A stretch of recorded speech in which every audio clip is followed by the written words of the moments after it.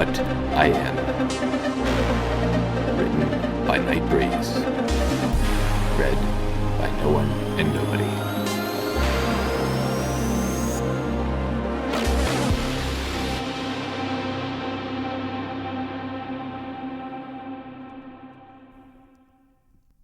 Chapter 36. Okay, everybody. Today, we'll be learning about the history of Canterlot, Miss Cheerily said, as she quickly stuck a picture of the beautiful castle on the blackboard. Now, Canterlot is the capital city and is the very seat of our country. But does everyone know why Canterlot was founded? Several ponies lifted their hooves, though most kept them down. This was a fairly new subject for most of them, though they had been on a field trip to the city before. Cheerily let her class wave their hooves for a few more seconds, before finally singling a pony out. How about you, Twist? It's because, after the banishment, Princess Celestia needed a new home? The small earth pony asked. She sounded confident in her answer, which made it all the harder for Cheerily to shake her head. I'm sorry, Twist. While that was when Canterlot became the capital, it is not why or when the city was founded. Canterlot is actually far older, dating back to the founding of Equestria, and one of the few cities that wasn't completely destroyed during Discord's reign. Now, Miss Cheerily continued to talk about Canterlot, but Applebloom just wasn't into the lesson at the moment. Her eyes were currently on the window, through which she could see the actual castle, and her mind was on what her sister could possibly be doing there. It had been about a month since Applejack had been called away on official save-the-world business, and since then she'd seen neither hide nor hair of her older sister. Applejack had sent them a few letters, but apparently whatever she was involved in was so important that she couldn't talk about it. As much as Applebloom chafed against her sister being so close-lipped, she knew that whatever was happening was super important, especially with all the rumors that were flying around town. Applebloom might have been young, but that didn't mean she was stupid. Nor did it mean she kept her head in the sand. She paid attention far more than some adults would give her credit, which was both a boon and a curse if she really thought about it. changelings in Canterlot? More guards everywhere? That weird monster in Whitetail? Something's about to happen, and whatever it is, it sure as sugar ain't gonna be good. Applebloom thought to herself. She was so lost in thought that she didn't notice the sudden silence that had overtaken the class. Nor did she notice the muttering all around her that followed. She did notice when Miss Cheerily cleared her throat, though, the thinly veiled fear in her voice quickly snapping Applebloom from her musings. At the front of the class, Miss Cheerily was standing next to a very serious-looking unicorn guard in golden armor. A quick look around allowed Applebloom to spot two more standing at the doorway. Okay, class. The princesses have chosen our class for a very special field trip. If you could all gather in close, we can get going. Where are we going? Sweetie Belle asked, her voice a barely heard, terrified squeak. We'll be going to Canterlot, Cheerily said, clearly trying to sound far more chipper than she looked. If we all gather together, we can... I can't leave without Mom's permission, Button Mash chimed in, looking extremely uncomfortable. She'll be super unhappy if she doesn't know where I am. There was a scattering of murmurs that followed this, mostly from the rest of the class as they agreed with the normally unpopular pony. Applebloom stayed silent, though, her eyes locked onto the guard. He was completely stony and implacable, but Applebloom couldn't help but feel like he was nervous about something. Cheerily seemed unsure how to proceed, but before the situation could deteriorate any further, the guard next to her cleared his throat. I'm sorry, children, but we really don't have time. Your families will be joining us, but we need to leave now. He then walked to the center of the room, then turned to face the front. Everyone, please, gather close and hurry. Before the pony could finish, there was the sound of distant thunder, but it was different than any thunder Applebloom had heard before. This one was bigger, deeper, and accompanied by the sound of an alien-sounding scream of pain. Several foals jumped from their seats, their eyes nervously flicking towards the window, while others sat frozen. Still more looked too cheerily, while a small few quickly moved to where the soldier was. The soldier, to his credit, did not seem flustered, or even worried by the sound. All he did was clear his throat and stamp a single hoof. Every pony, gather close. We're leaving now. The foals finally seemed to get the hint, especially when more screams suddenly sounded out in the distance. Apple Bloom quickly moved towards the stallion in the center, her mind strangely calm as she gathered in close with her fellow classmates. Something deep inside her told her she should be more worried about the situation, but for some reason, she was having trouble figuring out why that was. She looked up at the soldier and noted faintly that his horn and eyes were glowing a light pink color. What are you doing to us? Apple Bloom managed to ask, through the haze covering her mind. The unicorn looked down at her, and for the first time in her life, Apple Bloom saw the expression of one of the guards change. He looked so sad, yet at the same time, his smile seemed hopeful. I'm saving your life, little one, he said, before the entire class was encircled in purple flame. Apple Bloom felt like she should be more worried about this than she was, but as the floor quickly crept up to meet her, she found it rather hard to care.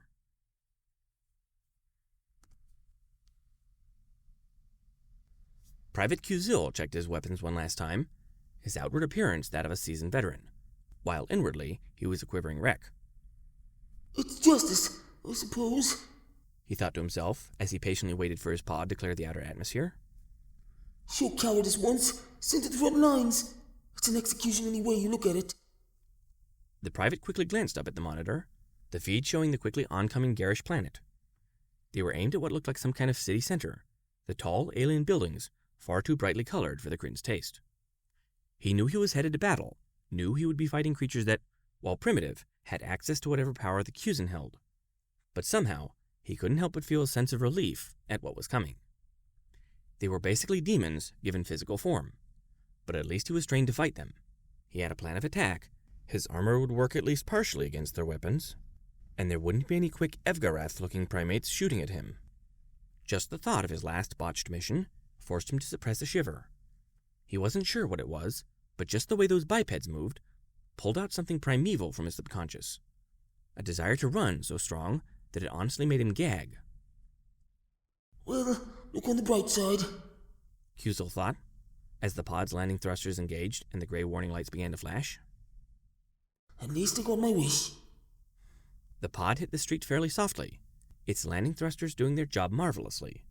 However, these pods had a secondary feature, a feature that was just as dangerous for the people inside as it was for the ones outside, and that was its built-in emulator warhead, an explosive designed to bathe the entire area in a thick mucus-like flammable substance, while simultaneously igniting the whole payload.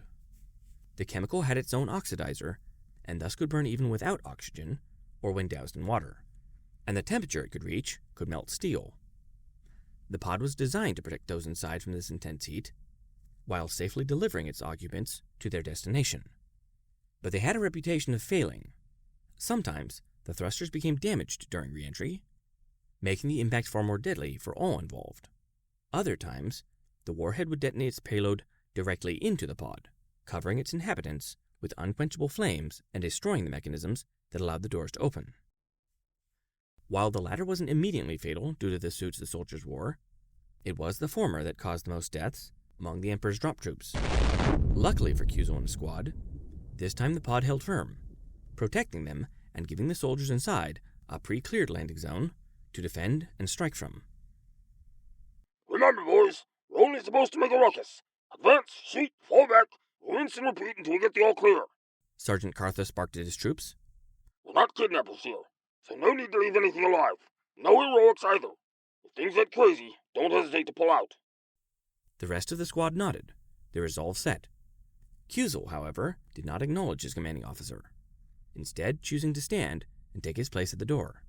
After all, it was time for him to regain the Emperor's trust, and anything the sergeant might say to the troops probably wouldn't apply to him in a few minutes. The sergeant didn't open the door immediately, though. He was busy counting under his breath, giving the fires outside plenty of time to make their landing zone a secure one. After a few tense moments of this, the sergeant finally punched the release, popping open the door and revealing the inferno raging outside. All right, that's long enough. Let's move! Without missing a beat, Private Cuzil rushed out into the blaze, trusting his armor to do its job. Standard Crin battle armor was designed to be airtight and fireproof, and when powered, was capable of redirecting and redistributing immense amounts of heat energy, and could do the same with a limited amount of electrical energy as well. It had a far better track record than the pods themselves, and while most soldiers did not trust the coffins in the slightest, they all trusted their armor. It was still extremely difficult, though. The armor might have shielded him from most of the heat, but it still felt like an oven. On top of that, he was effectively blind, since all his sensors and vision could make out was the flames and thick smoke around him, making this by far the most dangerous charge the private had ever made. Strangely enough, as the private moved through the curtain of fire and smoke, he never tripped or stumbled over any bodies. All his crustacean-like legs encountered were the smooth cobblestones of the road, still untouched by the extreme heat of the immolator. They must have known we were coming then. Evacuated all the civilians before. He thought to himself as he finally pushed his way out of the curtain of fire, only to stop short at the sight that greeted him. The streets of the city were surprisingly clean for a major metropolitan city. There wasn't a scrap of trash anywhere, or any alien in sight for that matter. Between the buildings, Kyuzo could see carts full of foodstuffs and other things to sell, as well as a few round bins, presumably for any trash the locals might create. All in all, it felt like a fairly standard city, even if the architecture and general feel were completely alien. None of this, even the empty, peopleless nature of the city around him, was what caused Kyuzo to stop short. Instead, it was the large wall about 20 feet down the road. It stood about chest height on a crane, and seemed to be made from the street itself, having been lifted and formed from its resting place through unknown forces. Kyuzo could see a number of helmeted equine heads peeking just over the wall, the brush-like plumes of their helmets making them easy to spot. What was far more alarming, however, was the unknown energy that seemed to crackle from their horns. Reacting on pure instinct, Kyuzo dodged to the side, his forelegs skittering on the cobblestones as he made a break for a nearby alleyway. The alley was short and ended in a high wall, but it was deep enough to allow several Kryn a place to hide. His quick thinking saved his life, because the moment he broke from the smoke and fire, the natives released their held energies, firing beams of unknown powers at him. They barely missed him as the Kryn's implants allowed him much faster reflexes, but the soldiers behind him were not so lucky. They had been warned, though. The Kryn's implants, while not necessarily the most up-to-date, were still some of the best in the galaxy. They were capable of feeding the drop troops real-time battle information from their commanders, updating orders and accelerating reaction and decision times. However, such a warning system meant very little without a place to go, and with the fire filling the whole street, Kyuzo had only really relayed a single point of safety, the alley he was currently hiding in. Because of this, many of the troops that poured out of the pod were hit by the barrage of magical force. Some of the Kryn soldiers' suits were punctured by the blasts, exposing them to the raging inferno, while others were shoved backwards with enough force to shatter chitin once their limp bodies hit something solid. Some Kryn signals disappeared entirely, only to briefly be replaced by simpler brain patterns, which quickly devolved and disappeared as the hosts to the implants burned alive in the inferno created by the crash.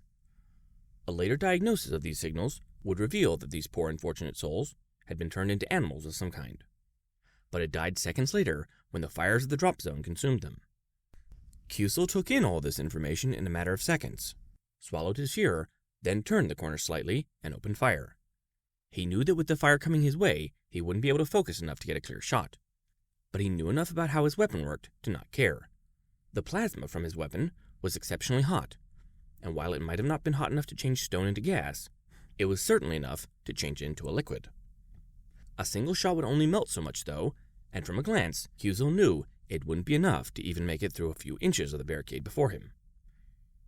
He did know, though, that such fire would have a cumulative effect, and make hiding in such a place far more dangerous than it would be otherwise. So, Kyuzo opened his rifle and emptied his entire hydrogen cell in a stream of plasma that would have blinded anyone looking directly at it. In only a few seconds, the barricade exploded in a torrent of shrapnel and molten rock, piercing hide and armor and covering those that thought they were safe in a rain of fire and ash. Kyuzo looked at the destruction he caused with a critical eye, noting those that survived seemed completely unharmed by the fire. Even those that fell looked like they had only died due to the shrapnel caused by the explosion. The answer to this oddity was fairly easy to grasp, even with Kyuzo's fairly limited grasp of the natives' power. Every single suit of armor that the natives wore were covered in strange glowing symbols, which caused the lava that splashed onto the equines to run off their bodies as if it was merely water, leaving no burned flesh or melted sinew, but fresh, uninjured fur. Sure! Kuzil swore, before he reloaded, took aim, and fired at one of the retreating equines. As the bolts impacted the soldier, Kuzil noted that the runes covering his armor seemed to glow brighter and brighter, but then suddenly became a pitch-black color. In that moment, whatever protection the fleeing soldier had seemed to fail, and his body and armor were quickly consumed in the plasma enveloping him, melting gilded steel and vaporizing flesh in an explosion that would have caused the Kryn's nasal ducts to fill with a disgusting smell had his suit been open to the elements. This whole exchange, of course, allowed those that were still inside the pod to escape their fiery prison and swarm out into the streets. Only 10 of the original 20 inside the pod had survived the initial landing. But 10 plasma rifles could do a lot of damage, which the Kryn proved as they opened fire on the fleeing equines. Most of the bolts glanced off of, or were absorbed by the natives' armor as they scrambled for new cover, though a few without horns tried to charge, surprisingly enough. As brave as they were, Kuzil had already proved that there was a limit to the punishment they could take.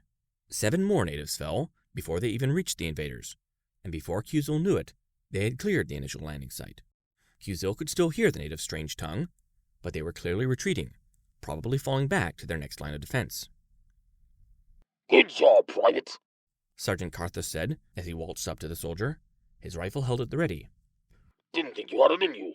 Now, we need to link up with the other squads and cause as much damage as we can. All of you grab more munitions from the pod.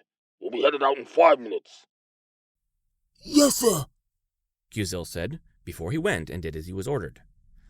The fires directly around the pod had pretty much died out by this point, which made the task of restocking a fairly trivial one. Once he was ready, Private Kuzil came back out and immediately noticed the glazed look on the superior's face. He knew that it meant that the sergeant was receiving new orders, and that it would most likely mean more fighting for the private. As the sergeant's eyes refocused, though, the private found it rather hard to care. Even with the burnt bodies that littered the ground around him, even with the knowledge that at any moment reality itself could unravel and hurl him and his comrades into the void, he found that he felt no fear. Instead, during the scramble of the initial fall, the private had come to a realization. A grim certainty filled his soul, now, and each step he took was with purpose. Private Kuzil had found his center, and nothing on this planet could move him from it. All right, troops. We got to move, and move now! Sergeant Carthus said, gaining Kuzil's attention, but not breaking him out of the most peaceful state he had managed to reach. The brass wants us to make our way to the center of the city.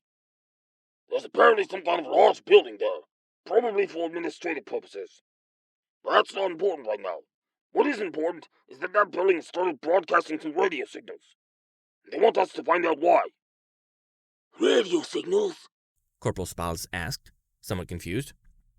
Why should that matter? Because up until a few seconds ago, there weren't any artificial radio signals on this planet to speak of. Carthus chided him. It's something out of the ordinary, and the brass doesn't like it. There's people talking over the radio too, but whatever language they're using isn't anything we got in our databases. So we find them and ask them to politely shut the hell up then? That's the idea. Carthus answered with a nod. Be on the lookout, though. We're still in deep. The natives clearly were waiting for us, and they've apparently had enough time to evacuate and prepare, so we really don't know what to expect. Just keep your eyes peeled, and don't let them sneak up on you. Kuzil, you're on point. Let's move. Kuzil nodded as he took his position, his eyes darting back and forth as he slowly made his way through the deserted city. Inwardly, he wished he had some active camo for this part, but he already knew why that wouldn't be the case. Such luxuries couldn't survive the flames of a drop pod's initial fall, and generally weren't worn with standard-issue combat armor. That's not to say that it couldn't be worn with combat armor. It's just that the two combined were far too bulky to be useful, and the active camo system could only really take a single hit before it became worthless. While Kuzil could hear the sounds of combat in the distance, the streets he and his team walked were almost eerily quiet. The only immediate noise he could pick up being the sound of his own breathing, as well as the skittering sounds of his teammates behind him. I don't like this, Corporal Spals whispered, his voice tinged with unease through the team's implants. I don't either, but... Whatever the sergeant was about to say was suddenly cut short as his presence completely disappeared from the team's network. A few of Kuzil's teammates gasped in horror, but before the private could turn and look, something like the sound of thunder in the distance suddenly shook the private to his core. He didn't need to turn to know what had happened. and without even realizing that that was what he was going to do, Kyuzo immediately turned and sprinted down one of the alleyways, panic filling every fiber of his being. Behind him, he could hear his fellows shout at him for his cowardice, but he didn't care. The sound had been different, and quite a bit louder. But deep in his heart, he knew of only one type of weapon that was capable of making a sound like that.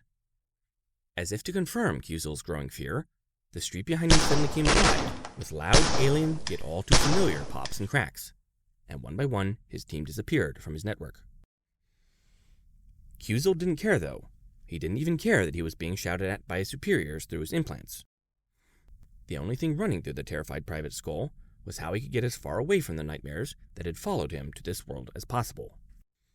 That is, until one of those nightmares popped around the corner, the butt of its weapon perfectly level with Kyuzo's skull. Kyuzo tried to turn away, but his momentum was too great, even with his enhanced reflexes. The last thing the Kryn heard before the street rose up to meet him was his superiors labeling him as a traitor through the network, which, if Kyuzo was being honest, were absolutely horrible words to die with. Strangely, though, Kyuzo found that he could cope with this. The battle watcher may turn me away at the door, but at least there won't be any of those damn monkeys there to meet me, he thought, right before the sweet embrace of unconsciousness claimed him. My princess! More of those firebomb craft incoming! Lieutenant Shadowheart shouted in alarm. Princess Luna looked up to the sky as she swore silently under her breath. Though she and her sister had plenty of notice, the evacuation of their citizens was far from complete. Many of the larger cities, such as Baltimore, as well as Luna's present location of Manhattan, were still only in the beginning stages of a full evacuation. As for the outlying towns and villages, she had basically turned over the task of evacuating to the local changelings and had prayed for the best. That's not to say that no work had been done. Their new changeling allies had been invaluable in moving and hiding vast swaths of her people, but there were still so many of her little ponies left in the crossfire.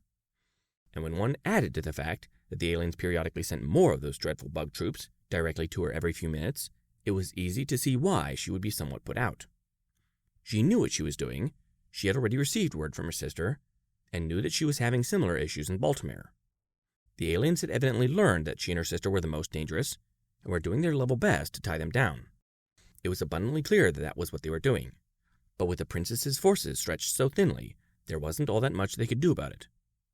The worst part was that some of her more powerful abilities were next to useless in this battle. There were still civilians in the city, after all, which immediately threw out any of the more devastating spells she had picked up over the years. As for her dreamwalk abilities, while she could successfully force the aliens into a nightmare if they were within her sight, her most powerful spell, something she lovingly dubbed Sandmare, was next to useless. Something about their implants counteracted such a wide-ranged, unfocused sleep spell, and there were far too many to force into dreams one by one. That didn't make her useless, however. It just meant that she had to become more creative with how she used her powers. It also meant that she had to rely upon her military far more than she would have liked. Luna took a few seconds to watch the burning balls of fire, judging by eye where they would likely land, before she turned to the lieutenant by her side. Lieutenant, order any Pegasi you can find to gather some storm clouds over to the market district. We'll need the water after the more unnatural fires burn themselves out. In the meantime, I will deal with as many as I can. Yes, Your Highness, the lieutenant said with a salute. Luna didn't hear her, though. The lunar princess had already launched herself into the sky.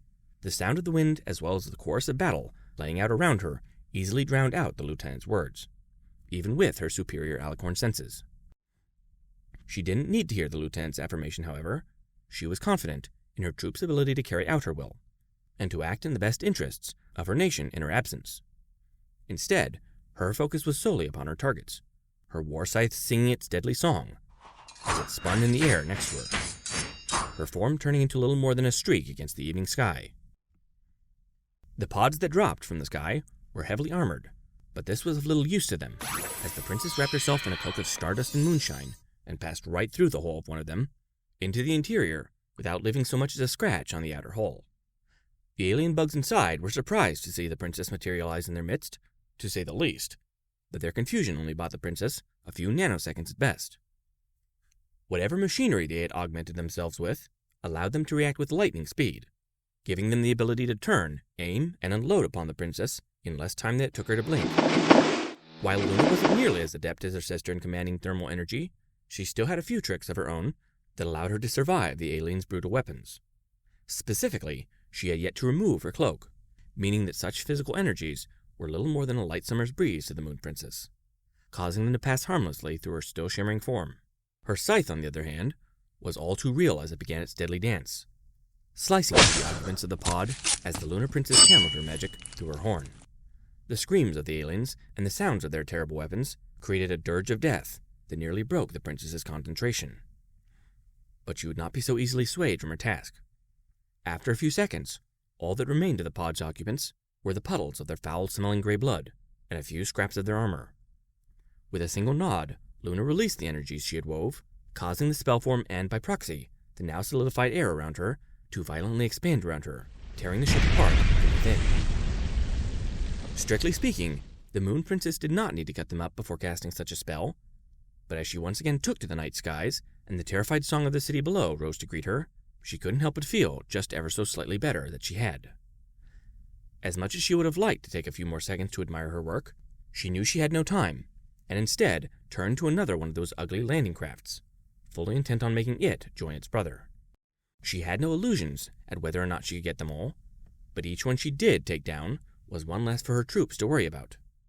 As she charged towards the soon-to-be unlucky craft, her magically enhanced alicorn ears picked up an odd noise that she had never heard before. It sounded like some pony opening a bottle of fizzy pop, but much, much louder.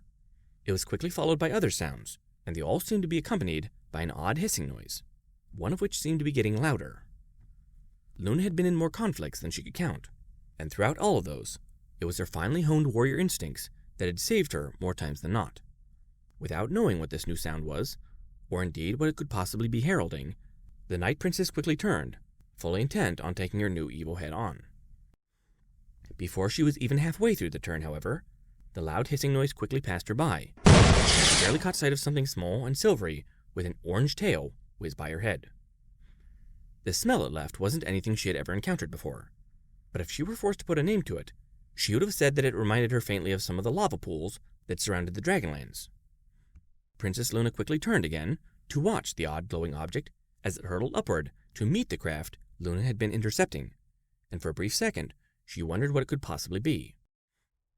All thought was quickly and violently pushed from her mind when the two connected, creating an explosion that, even in her wispy ethereal state, seemed to rattle her very bones. When the smoke cleared, the craft's once controlled descent was now a much quicker tumble through the air, and as it passed the Lunar Princess, she couldn't help but notice that fully half of the craft was missing, its occupants either dead or dying as they flailed helplessly inside, or fell out as the craft continued its death spiral to the earth below. Before Luna could comprehend what was happening, more explosions rocked the air around her, causing her to turn in alarm as more and more of those infernal pods either became too damaged to make the landing properly or were destroyed altogether. She didn't know what to make of this strange yet welcomed miracle, but she was hardly one to turn up her nose at a gift from the gods. Without missing a beat, she turned back to the streets below, fully intent on aiding her people as they fought off the invaders already inside her city. However, as she began her dive, she noticed a subtle change in the sounds of the city below. The oddly muted noises of the alien weapons were still there, as was the spellcraft of her unicorns, the strikes of her earth ponies, and the lightning from her pegasi. The screaming hadn't changed in the slightest either, nor had the crackle of burning civilization collapsing in on itself. Over all of this, though, a new sound had joined the cacophony of death and destruction that had almost constantly followed the Lunar Princess since the battle had begun. Pops and cracks could now be heard, accompanied by the occasional explosion that sought to rattle Luna's teeth, but also added a strange bass element to the rhythmic drumbeat that seemed to now underline the otherwise confusing song of battle. As she drew closer to the streets below, her sharp eyes spotted several new yet familiar forms mixed in with her little ponies, their deadly weapons spitting thunder at the invaders as they ducked and wove from cover, while her ears could now hear the harsh alien barkings of their strange yet familiar language as they shouted orders and answers to one another. She only had the most basic understanding of their alien tongue, but she did not need to comprehend their language to know why they were here. Humanity had answered Equestria's call and had brought her own instruments for the deadly symphony of war.